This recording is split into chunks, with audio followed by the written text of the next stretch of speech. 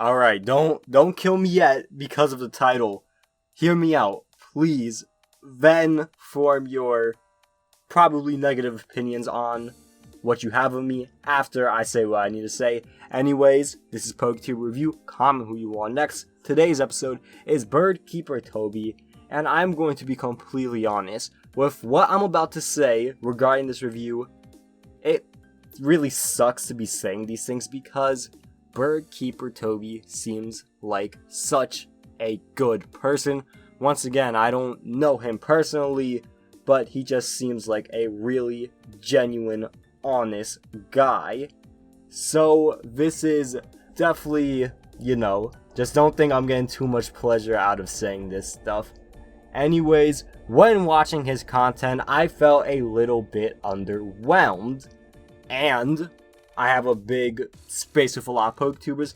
I asked them, with watching his modern videos, they said, no, go back and watch his older videos, that's the good stuff. And I was like, okay, yeah. So I went back and watched his videos from 2 to 4 years ago, where a lot of his theories were. And here is the staggering, monumental difference that I found between his current content and the content he used to make years ago. Not much.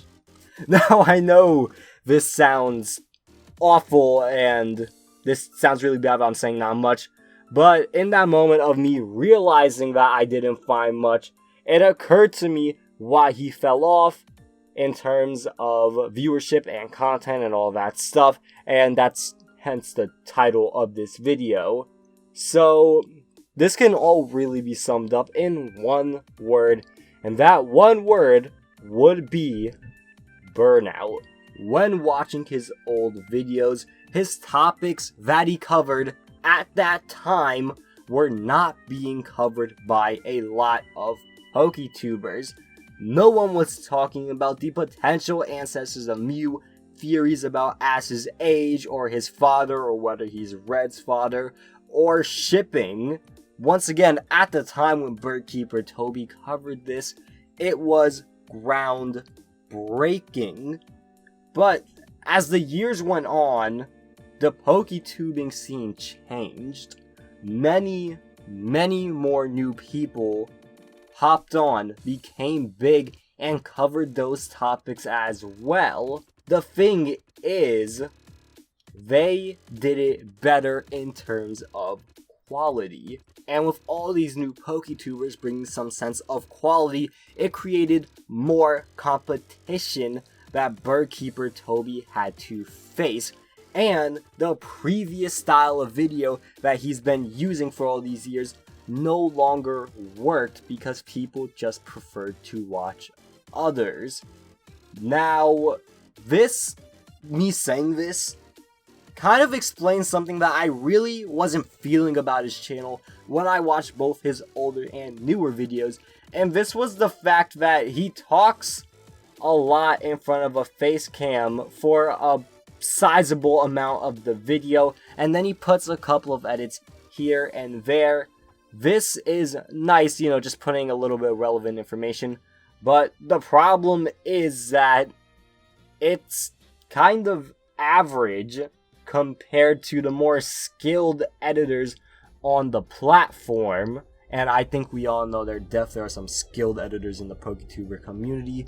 And once again, to reiterate that point I was saying earlier, the highly edited people compared to what Birdkeeper Toby was producing was just not enough, especially when the Poketubers with very good editing started to get their foot in the YouTube game. Now, this exact reason of the high editing actually explains why I felt underwhelmed. Once again, keep in mind, when I review a Poketuber, odds are I have never watched them before. So, when I saw his content, compared to some other stuff I've been seeing before, it was kind of underwhelming and made his channel appear just average. And I know me calling his content average is extremely ironic, and some may even say hypocritical, coming from the guy who is using unrelated Pokemon Sword and Shield gameplay in the background. Anyways, just keeping on. Now, I know I just called this content average, and you guys may be thinking, Green Typhlosion is back at it again, quote unquote slandering Poketubers, but his content being average isn't a bad thing. His channel is pretty good, especially his older content. It has a very nice charm to it. Now, when talking about his older content, here was kind of the simple formula. He explained what he had to, he showed only the relevant evidence, boom, you're done in 5 minutes, you learned something new about the Pokemon universe. But now we fast forward to 2020 with his current stuff. He kind of broke away from his formula that gave his content that charm. The only real difference that I kind of saw between his content now and his content back then is that his content now has so much more quality to it, which is obviously a good thing. You're always supposed to be stepping your game up. Anyways, to just put it simply, his newer stuff isn't as good because he stretches his videos out. What I mean by that is that the points that he's trying to prove in his videos are stretched out. Something that he could have said in 1 minute is now being said in 3 minutes. Like I said before, he broke away from that style that made his videos very good. That short, simple style. Now, going further with his newer content, his channel is kind of wonky right now in terms of identity. Before, if you didn't know the name Birdkeeper Toby, you would probably refer to him as the guy who makes theories, but now what he does is kind of scattered. The worst part is that the things that he does now have kind of been overdone. It's not like True Green 7 where he had a bunch of stuff, but it was all pretty unique.